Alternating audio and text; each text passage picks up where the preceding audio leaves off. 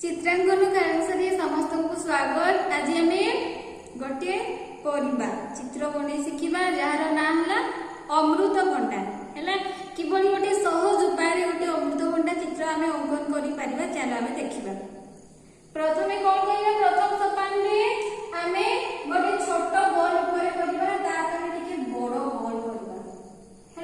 प्रथम ऊपर गोटे छोट गोल करवा गोटे बड़ गोल करवा लगी गोल चारिपाखे एमती गार बुलेगा। तृतीय सोपान में कौन करवा ना ये मझे जो गोल रही लिभेबा। एबे देखो आमे गोटे अमृतभंडा चित्र गोटे सहज उपाय केमती करिपरिबा चलो आमे शिखिबा। देखो प्रथमे गोटे आमे गोल कले छोट गोटे गोल कले तापर कोन करबा गोटे बड़ो की गोटे गोल करबा हैला। प्रथम सोपान में जो बड़ी करथिले ऊपर गोटे छोट गोल तळे गोटे बड़ गोल कले। तापर द्वितीय सोपान में कोन होई छी ना ता चारि पाखरे आमे गोटे तळडा एई बडी रहिबो कोण रहिबो तापरे ता साइड रे गोटे पपे आकृतिर बाजार को हम अमृतभंडा करिथाउ एई भई गोटे करियो हैला।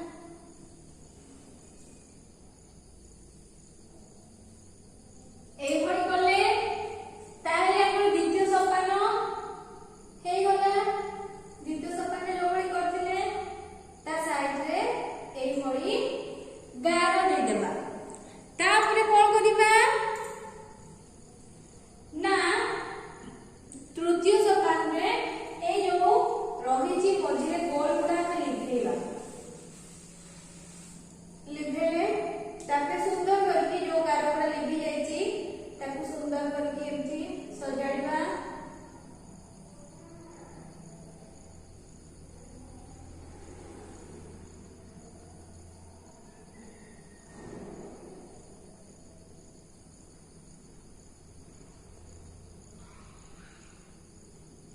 सजाड़ी ले हैला।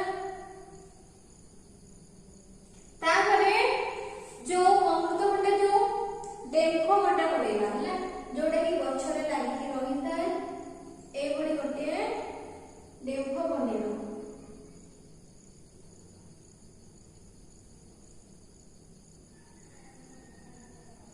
आ सुंदर भाबरे अमृतभंडा को ए बडी सजाई देबो।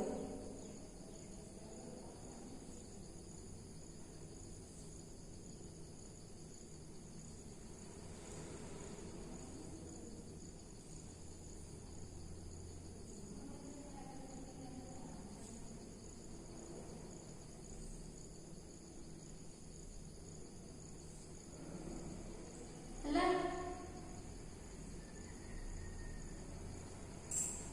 देखो खूब सुंदर भाबरे हमर अमृतभंडा चित्रटी हे गला। आमे प्रथमे कोन करथिले प्रथम सोपान रे ऊपर गोटे छोट गोल तळे गोटे ता तळकु टिके बड़ गोल लिखले। द्वितीय सोपान रे ता चारि पटे आमे गार कले तळकु कोन कले ना टिके कोण कले हैला। ए भडी कोण करछे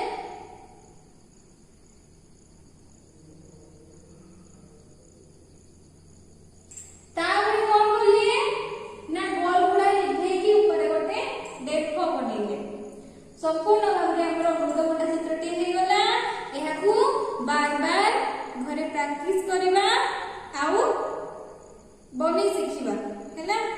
किभली सहज भाव में आमे अमृतभंडा चित्रटी अंकन कले आमे देखिले। ताले आज एतिकी धन्यवाद।